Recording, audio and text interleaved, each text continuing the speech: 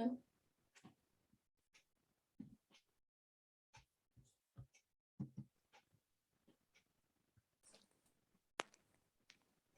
All right. Hi, Judy. Hi, good morning, good afternoon. Good afternoon. That's right. So we wanted to start this S.O.S, which is Shaving Off Stigma, conversation with me as the first executive director of GER and Judy as the founder and continued board chair of GER. Just so people can hear us in conversation. I think it's part of the history now of our organization, and I'm excited. I meet with Judy regularly, and we always have such a good time. So it's fun to have it sort of be a public conversation. And I love hearing about what inspired you to start GER. And so I know that you sent out an email, and it was just the 9th anniversary of you sending out an email to friends. And did you expect anything like this from that first meeting? I don't know what I expected. I just thought I needed to share with people that I've been talking to. And I was inspired actually by a trip that I'd taken just before I wrote my email. And it was to Tanzania. No, Mozambique. Sorry, it doesn't make much difference really. But the influence of the older women, talking about the reproductive health with younger women and how they really had a strong influence in that community. And then I thought back to how I had been talking with many of my friends of our generation. We were really angry about the restrictions that were being put on access to abortion. And it suddenly occurred to me that grandmothers have influence and the whole question of reproductive rights. And it just sprang into my head, GRR for Grandmothers for Reproductive Rights. And so I sent the email, I think almost about 40 women, and 17 came to the first meeting. And many of those are still active. So it was quite amazing to me to know. The first day we shared what some of our memories were, and everybody had some kind of a memory about what it was like before Roe v. Wade. Mm-hmm.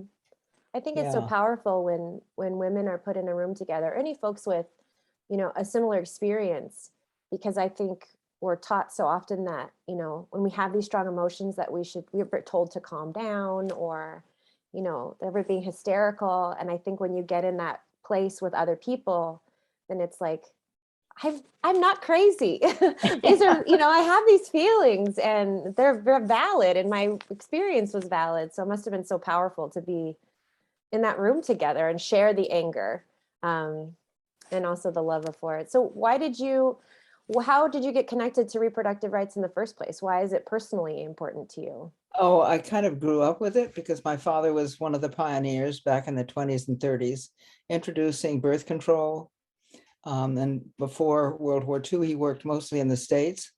And after World War II, he traveled abroad and worked there.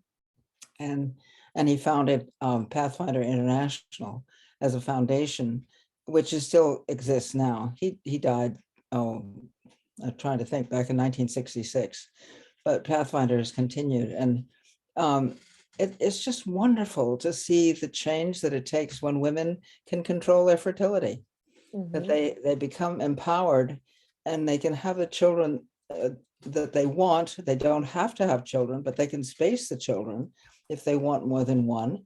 And they come into they're empowered to enter into society in a different way.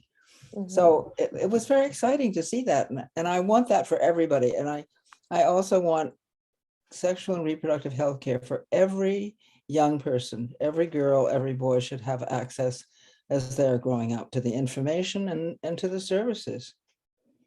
Definitely. Yeah, when I have conversations, I have 3 kids of my own. And when I have conversations with them, when my dad is present, he'll often say, don't you think that's a little much for them to know? Don't you think that's an adult topic? And I'm like, but if they don't hear something until they're an adult, then they've missed out on all this information and it feels not normal, or it feels weird to them. Whereas if we just talk about this is your body, you should know your body, you should know the rights that you have and be able to name the parts of your body. then it just really normalizes it. So I'm still in the process of convincing my father of this, but that's my parenting approach right now. Yeah, because my oldest told me that he doesn't get sex ed until 8th grade, which I know is younger than some other kids, but I still feel like they have questions before then. Their bodies are going through things, and Well, they're yeah, looking ahead as well, I think. right, And they're surrounded by another kind of sex education, which right. comes through the internet. And I want children to have what is correct and be able to make wise decisions rather than following the fad or whatever it is that they see. Yes. So, Yes. I try to tell my oldest that I said, your friends are going to pretend that they have information, but most of it's going to be wrong. And you can always come to me and say, I heard this. And I'll say yay or nay, and we'll research it together if we need to. and I think it's very important for boys to have the information. I'm so glad you're educating your sons because they are part of the equation. And as we've been saying, every person spends some time in a woman's womb. Every Yes. person, male Yes. or female or whatever. And so this is not just a women's issue. This is a societal issue. Absolutely. So I like to see it broadened out. Yeah. Yeah. I try to really normalize it as healthcare. Everything is related to our bodies. Yeah. And when you started with GER, I mean, it was really focused in Maine at first, where we live. But how did you decide that it needed to be national, that it could be taken that way? Well, it really was that the rest of the country decided for us that it needed to go somewhere because we got a page on Facebook and started getting answers. And I've been in conversation with a woman from Texas for 9 years. But the real push towards it was when I made a post on Pantsuit Nation, and the replies that came in, I was just absolutely astounded. 17,000 plus. Oh, wow. Replies. Yeah. And I thought, what have I done? To me, it felt like I was riding on a 90-foot whale in a tsunami. And I thought, oh no. So Yeah. for a long time, we've been, when we wanted to spread elsewhere, because we heard people, I mean, they'd write to us and email us and say, is there a group in Ohio or is there a group in Minneapolis? And so that we knew that desire was out there, but we didn't have the power at that point because we were all volunteer Right. to do anything about it. So it was very exciting, but at the same time kind of daunting. So Yeah. I feel like a lot of people start projects or nonprofits and they have something really specific in mind and it kind of becomes their baby. Can you tell me how it's felt to see the organization evolve? Because it feels like you have a really healthy relationship with the efforts. well, thank you for the compliment. To me, I've always thought that you really want to get people doing what they can do, what they feel good about doing, so it can be a pleasure to them. And there were a lot of things that volunteers just don't want to do. And also our age group, we didn't want to, a lot of people did not want to hold on to an organization and make it work. And I knew that you can't do it alone. Absolutely can't. And so we needed other people. And volunteers love to come and do their job and then leave and go back to the rest of their lives, which is just fine, you know. But so I'm really excited. We did have a vision at the beginning of people coming from all over the country in yellow t-shirts. I didn't mention those. The yellow. That's how I first saw you. Yeah, right. And we had a vision that we would have a conference of some kind in Washington, D.C., and everybody would have, I'm from Maine, I'm from Ohio, I'm from Texas. We haven't gotten there yet, but we're making progress. Yeah. So that we're in a number of states now, and I hope we'll be in more. Yeah, we're spreading. It's funny, everyone who hears about it, they the responses that people have to hearing Grandmothers for Reproductive Rights, I find really some funny and some just like, how odd. So I love how evocative the name is. And it really does make people think or laugh or just have a response. So I'm not surprised that it resonated with people online. Well, And we like the humor, and we think, I mean, really, when you have a long-term serious cause that you're with, you've got to be able to laugh somewhere along the way. absolutely.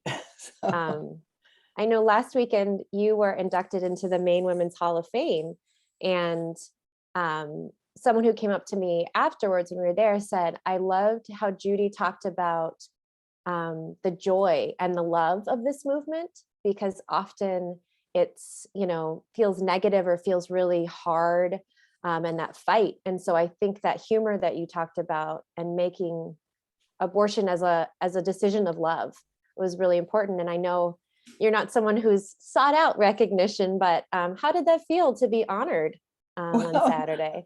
when I first heard about it, I wondered who they were talking about. It couldn't be me, Yeah. some woman somewhere. But sorry about the phone. It happens. Okay, and we just, I just gradually, I'm still taking it in, because I was really, I had a grandmother, I never died before I was born, but her voice was strong enough to cross generations. And she said, it's not who gets the work done, it's that the work gets done. That's important. And I've kind of lived by that because it made sense to me. So recognition is something that I have not sought, but it was amazing to see how many people came to that induction ceremony who cared enough about women, whether it was about me or the other amazing woman, Jessica Meir, the astronaut, that they cared enough about it to come. And I thought, women need to be recognized for what they do. Right. And that's not just the people who are leaders, it's also the women who put together the effort to have a bake sale to raise money for their kids' field trip, that kind of thing. And the women who are rarely recognized, who do the caretaking. Right. Yeah. So for me, it was a wonderful day to be part of this recognition process. Yeah. A lot of people there said that you were an example for young girls, and Jessica Muir as well. And I thought, but also young boys and men, people of all genders need to see all types of leaders. And I think too often we say this is a wonderful thing for, a small girl, and it is, I agree. But having worked with young people, I think it's also, I want to read books that have diverse characters so that my kids see, not just another white person in the book, but they see all types of people doing all types of things. And I think sometimes that point is lost. You are important. You're modeling for a whole community of people, not just the young girls or the older women. So I liked how you talked about that. Yeah. So what have you were working with girls, and what do you find different about being with Grandmothers for Reproductive Rights? Well, one of my favorite things of working with young people was when we talked about those systems that were kind of dimming their light. They realized how intentional they were, and when we encouraged their voices, they were able to find that, and there was often some anger there. And I think working with grandmothers, they own their anger, and they're like, yeah, it's been like this. And then they also have, like you said, the humor. And so it's just seeing that evolution of a person's life of when you kind of come into your own voice, and they feel more secure in their anger and radicalism. And there's just so few natural venues for intergenerational interaction outside of family. If people grow up near their grandparents, they might have that. But otherwise, I think we're really separated a lot by ages. And I think it's so important. I was close with all of my grandparents growing up. And so many of my stories and my understanding of things come from those relationships. And so I love this intergenerational aspect, which was another thing that, was shared in my past position. But I just love that we're opening up these conversations. And at your speech, when you said, let's talk about sex, we need to talk about that. That is something one of my grandmothers was very comfortable talking, and the another grandmother was not as comfortable. And so I learned different things from those different relationships. And I feel like that's the only way forward in the movement is having that intergenerational history shared together. Well, the older women have lived experience that they know. And I think that's a lot of difference, that it just, we can say, okay, if you make this kind of decision, this is what may happen. And being able to offer that guidance. We love working with college students. It really is fun. And I think they like it too. I think so. And I think that especially, when you look at like when they're talking to 40-year-olds or maybe even 50-year-olds, there's a different sort of response when you're looking for advice, maybe. Whereas I feel like with grandparents, they're old enough to see that their advice isn't always going to be taken, right away. So they give their stories, and then they're like, but you're going to do what you're going to do. So there's even less judgment on that, which I think is really helpful in young people's lives, where they can just, make those mistakes, but the grandparents are there to support. Yeah. Well, we've all made mistakes. So yeah. We've lived through ours and kind of have some idea about how to come out the other side, which I think is important. Yes, it's huge. So, yeah. So I find sometimes it's hard, though, as an older generation person to get the language of younger generation. And I think there's been a certain amount of change. There always is, but I guess that's what I'm experiencing. I think there's that power of hindsight, and then there's also how you practice, humility. A lot of what I've learned, I'm 41, and I feel like 20 years ago, there were so many words that I didn't know, that I wasn't using, as far as social justice words.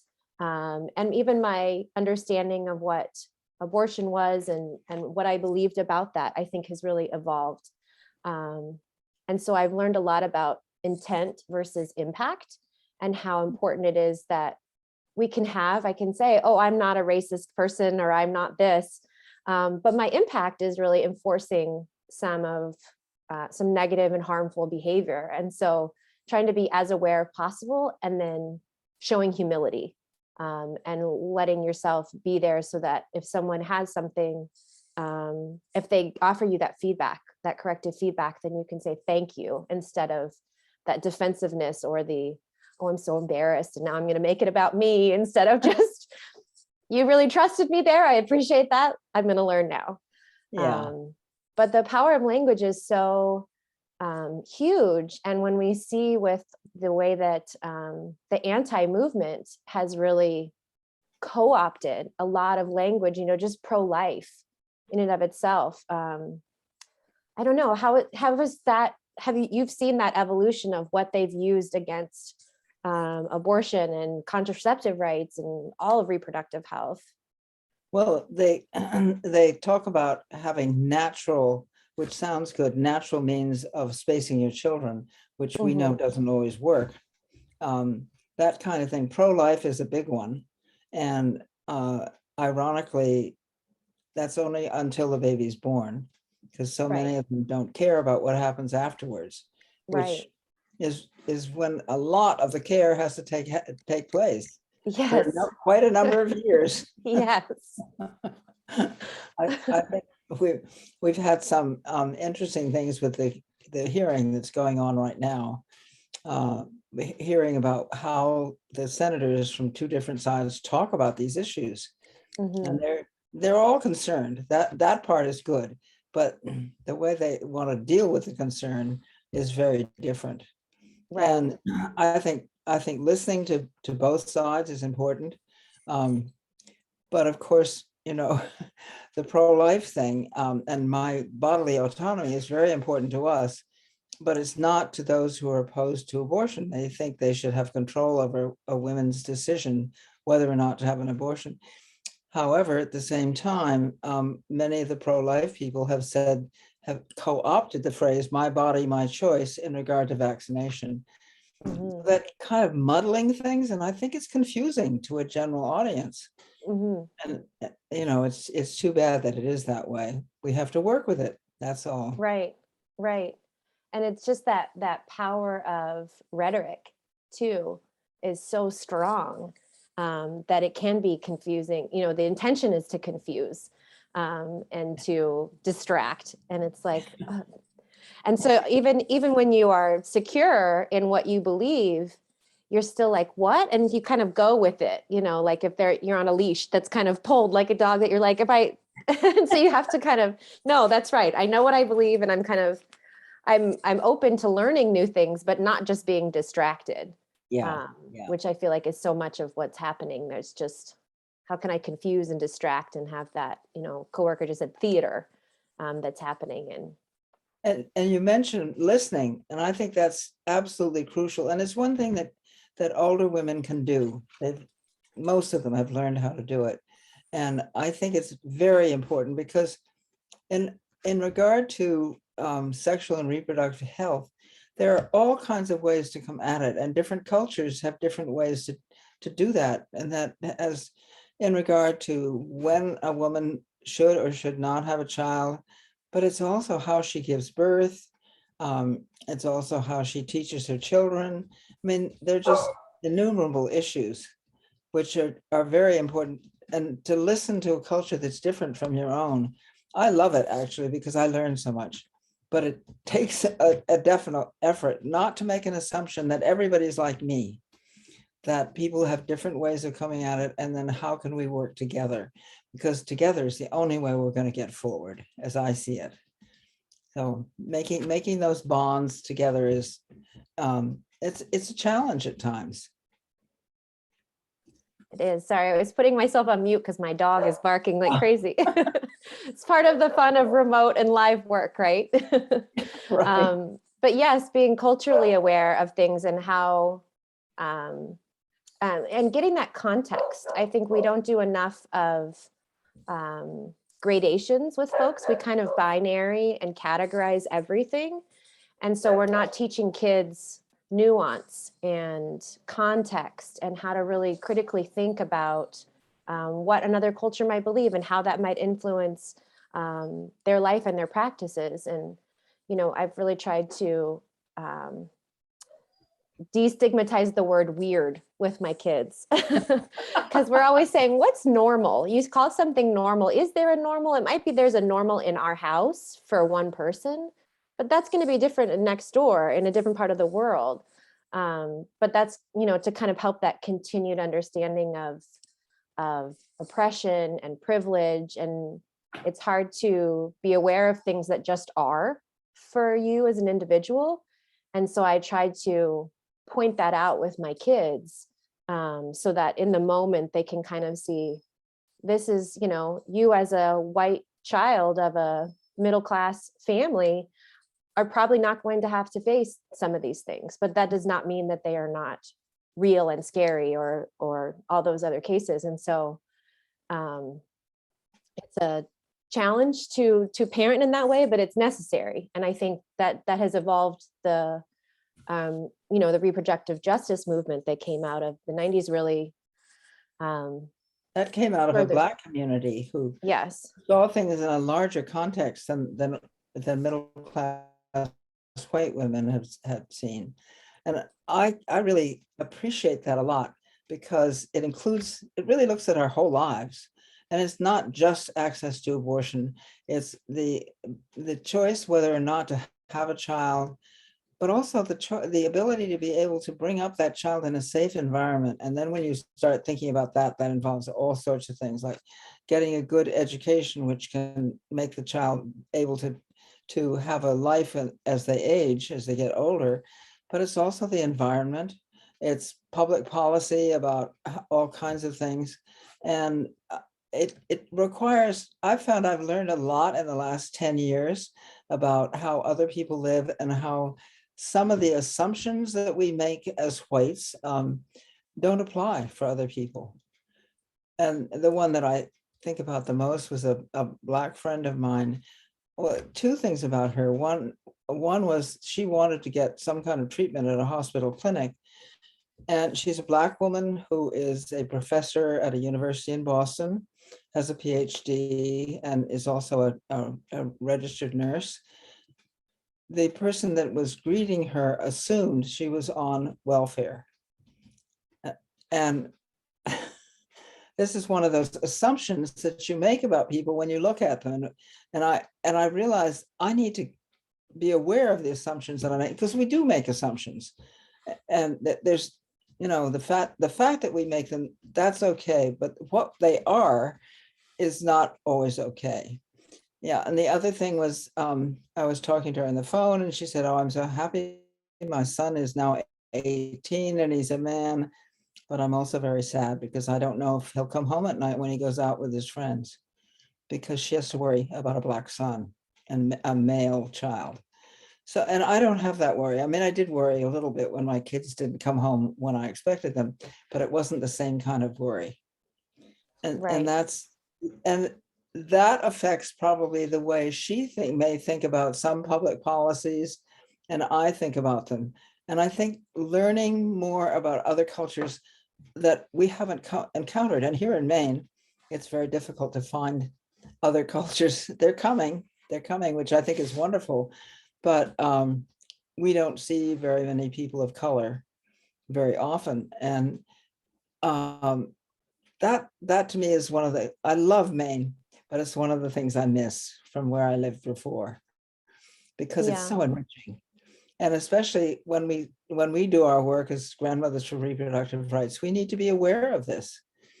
Mm-hmm. And what risks women are taking in different cases about, are they going to speak out or not? For some women, it's a serious risk. For other women, oh, it's what I always do. So it's familiar. And I think that's something to take into consideration wherever we go, Mm-hmm. is how other people look at the world. Right. And It's kind of experience. fun like that. Yeah. I mean, how they look at it, but also how they are looked at, and how they are judged. Mm-hmm. And I think also the other thing is, between generations, my generation was, I would say, we were taught to be silent, and we were taught to be very supportive of men. And that was the job of the woman in the family, to keep the family happy and make sure the husband is happy. And that's our job. And don't say something that's going to get people upset when you're in a meeting of anything of that kind. Well, you can just see how little that allowed women to speak out.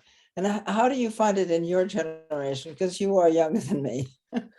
yeah, well, I did attend 20 years of Catholic school. So there was that element of, I still heard the be kind, not really be kind. It was always be nice, be polite, be, feminine.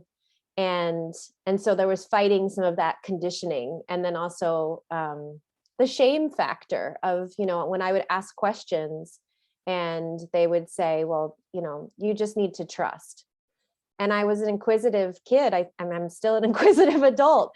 And so being kind of shamed out of asking questions. But I think even by some of my classmates, because they wanted to just get the class over with. And I would say, but it doesn't, I want it to make sense. We're learning about something like religion, which is a huge, huge part of many people's lives. I wanted to understand, and they wanted the class to be over, and I made things complicated. So I sort of always grew up protesting. I rode on my dad's shoulders for, I don't know if it was the Gulf War, but I was, very young, and he took me protesting.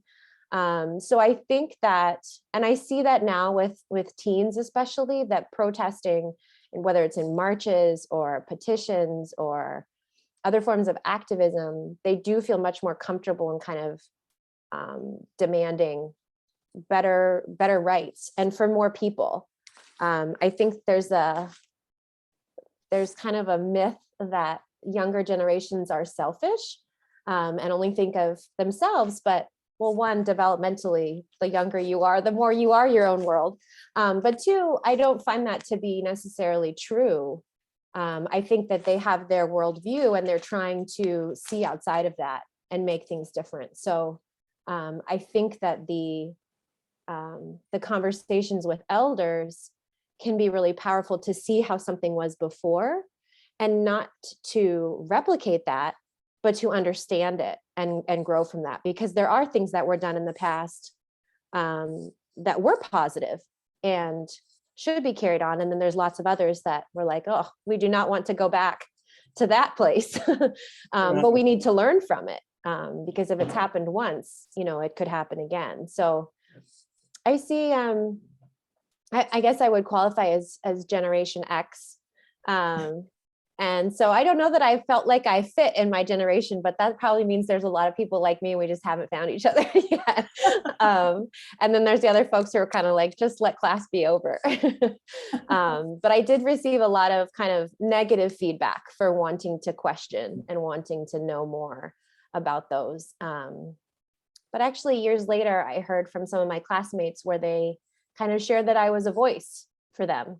And in the moment I was told I was obnoxious, but finding out later that that might have been a positive thing for some people feels good now, knowing, okay, well, I never regretted it, but it wasn't always the nicest thing to go through. So it's interesting when you talk about shame as being a factor, because I think that's one of the things that surrounds the whole issue of sex, is that there's a lot of shame there. And when I was growing up, the real shame was that a girl getting pregnant outside of marriage, before she was married. Oh, that was just terrible, terrible. But that was also before we had access to abortion. So you were bound to have that child.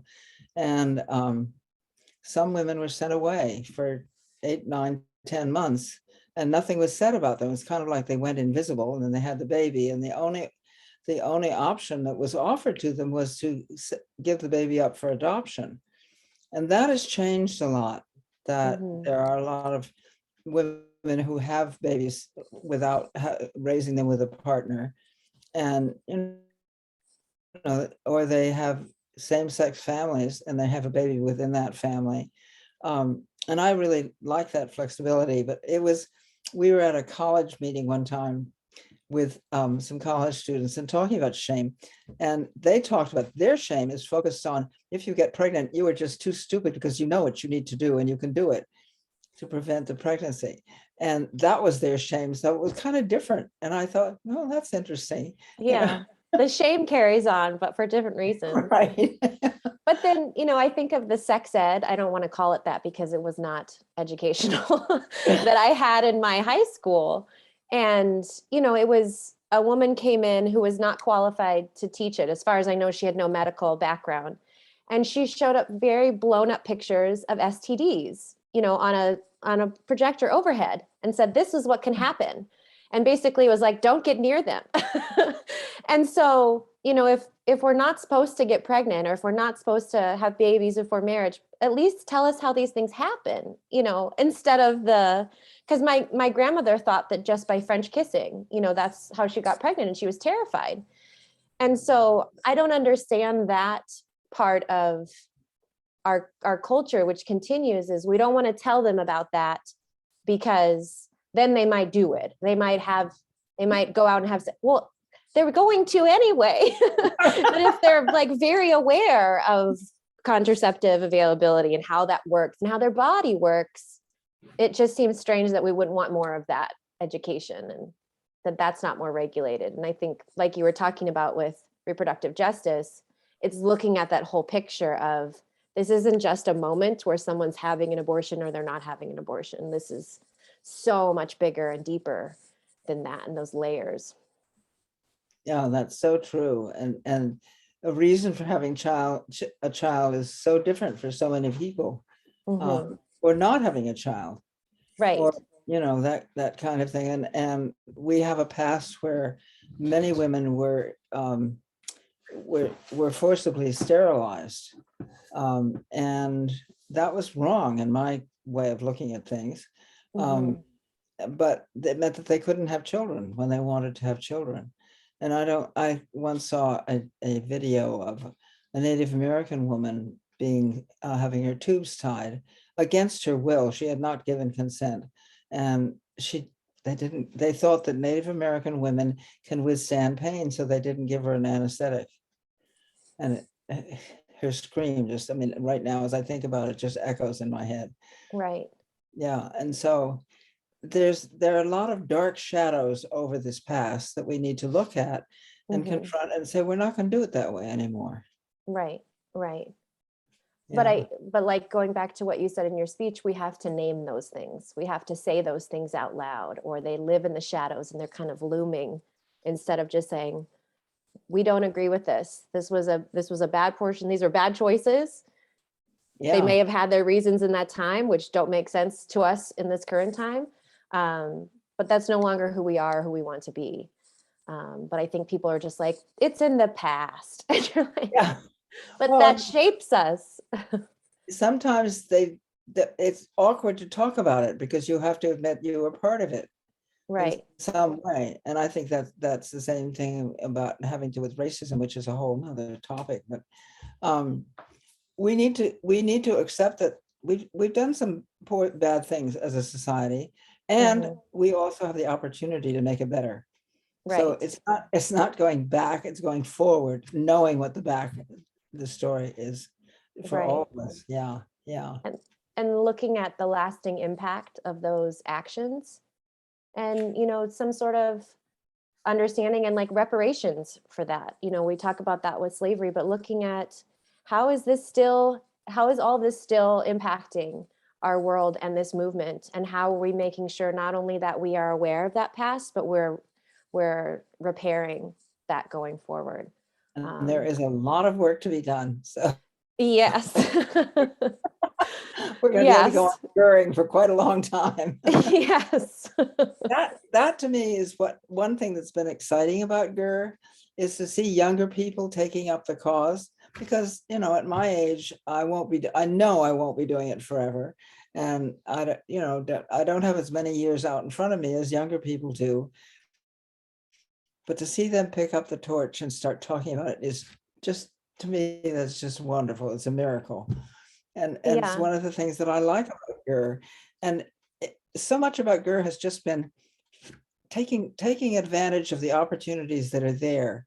And the reason we got involved with college students was we put on a panel once at the local library, and some local college students saw the notice and came, and we talked to them, and they wanted us to come onto campus.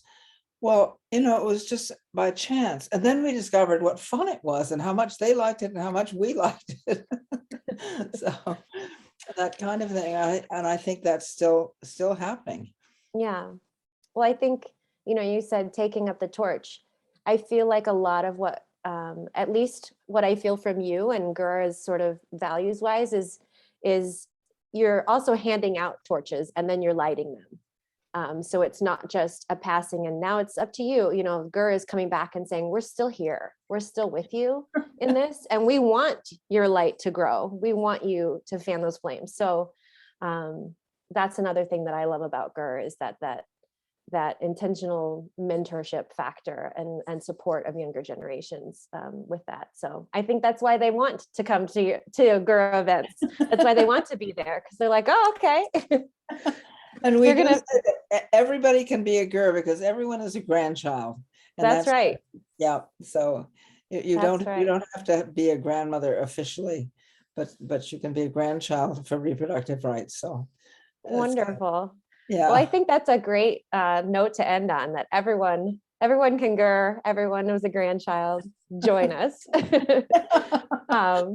Well, thank you for taking this time, Judy. I always enjoy my time with you. I said that to your sons this weekend, is that I admire you, but I also just like you. There's a joy in when we can spend time together. And I am so glad that you're taking up the torch and you're lighting other torches too. So that's exciting. Good. Well, thank you for trusting me. Thank you.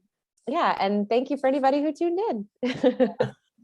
Have a great rest of your days. You too. Bye. Bye-bye.